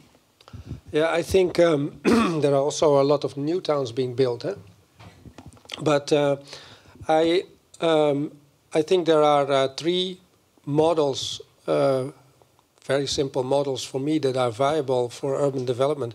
One is the net city. It was developed at ETH in the 1990s, which simply looks at the whole constellation of Northwestern Europe and conceptualize it as a net of nodes and connections and of intermediate countryside and peripheral condition.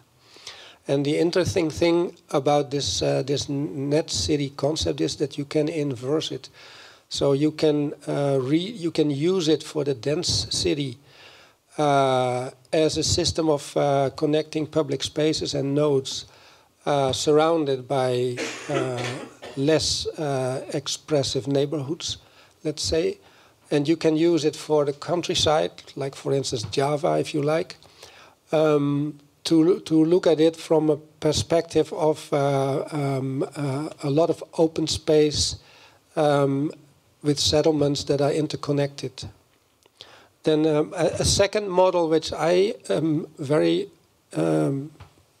romanticized by is are the designs by Eliel Saarinen for Helsinki and Tallinn from 1913, which are actually urban archipelagos avant la lettre, and they consist of an agglomeration of urban districts.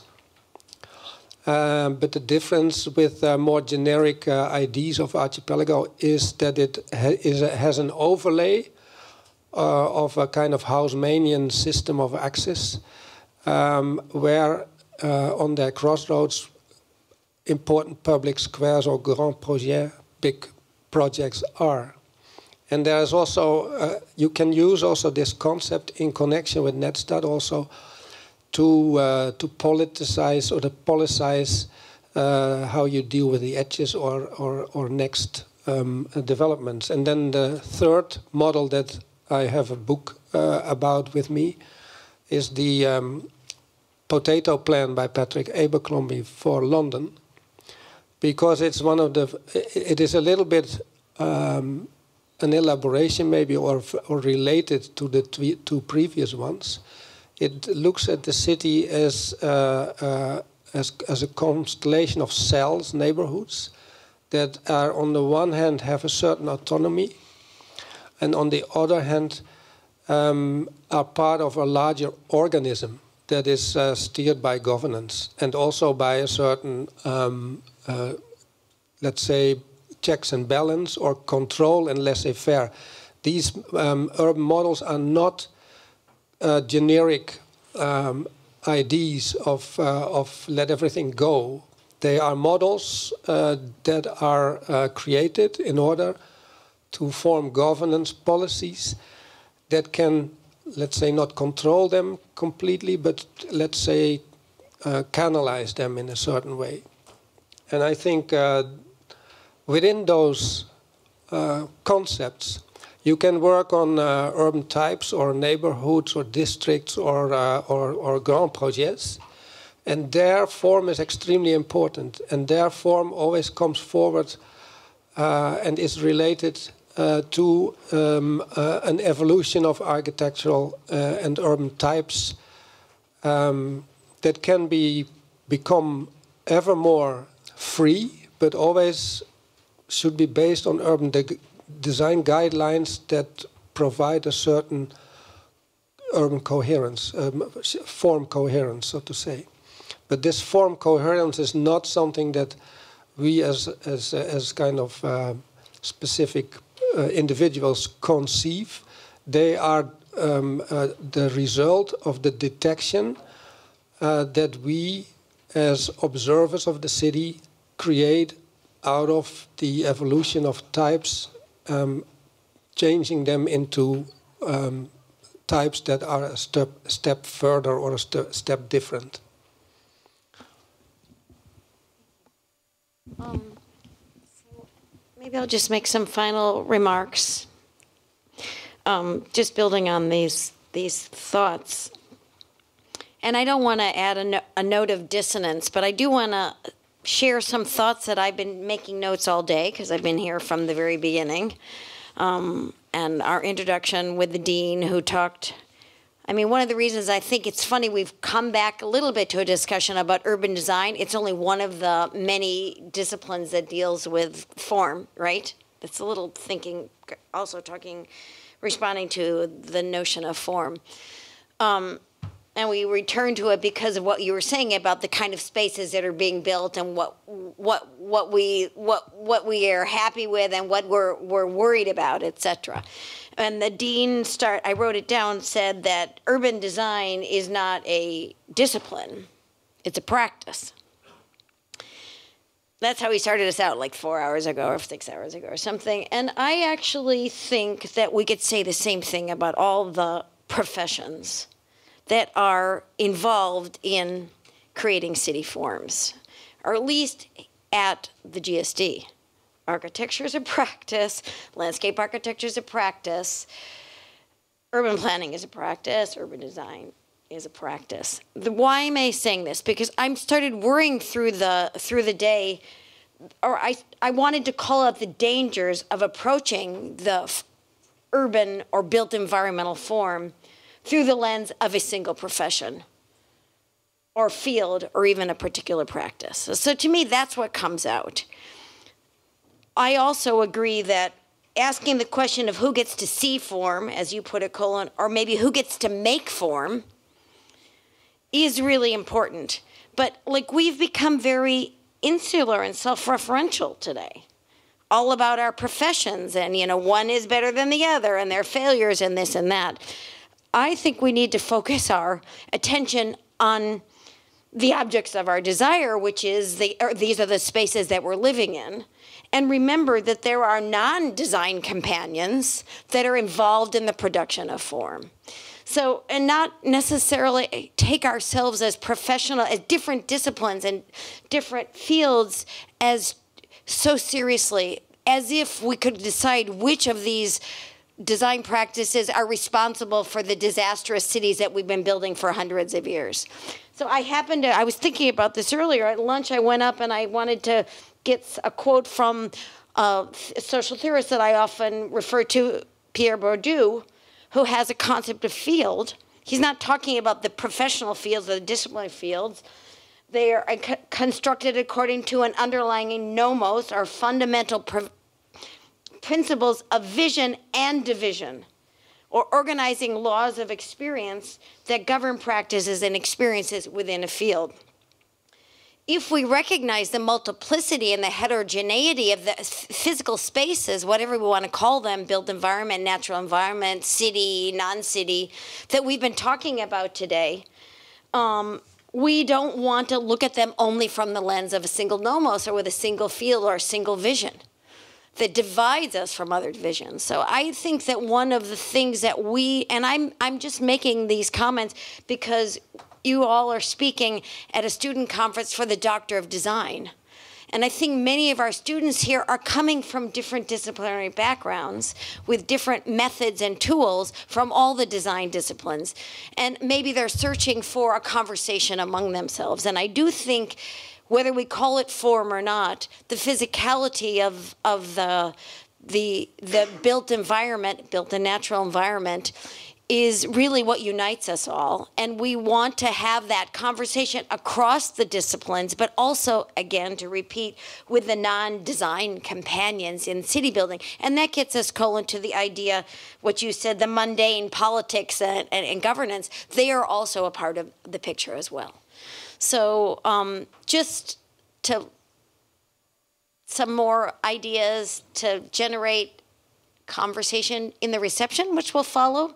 But before I close completely, I do want to let our organizers, if they want to say some final remarks or share some final remarks or say something, encourage their fellow students to have the last word. All right, thanks for that, Diane. And first, I guess I would say this on behalf of our organizing teams for this conference. Thank you all for the panelists who came over all the way here for this conference and making all the efforts to do the presentation.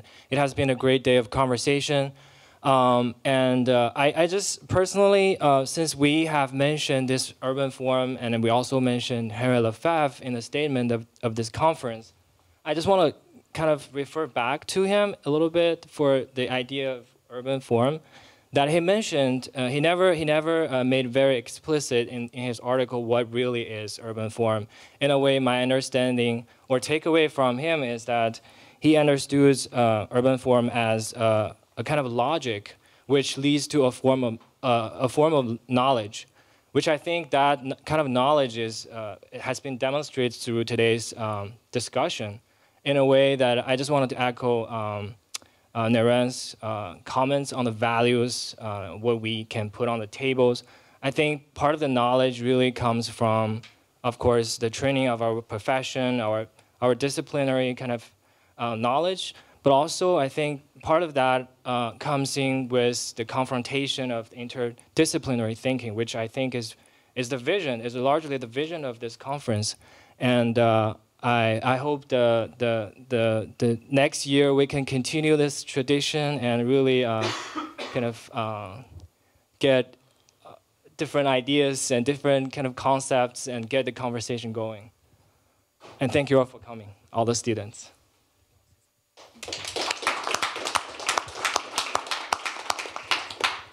I also would like to thank you all for being here. It was really, we feel very privileged and honored that have you all in the room. I think the conversation was really fruitful. It was what we were looking for, and it was like bringing the question that we had in mind and open it to thinkers that we believe in your work and we follow your work. So it was really interesting to hear it from you and to get all these opinions. And I think my take from this day-long conversations is that really rethinking about the structural ideas that we take for granted about our discipline and try to imagine them in a new way and try to think how can we contribute to this discipline and to this practice in a way that we question everything that is embedded in this, in a way, politically, socially, and in terms of material.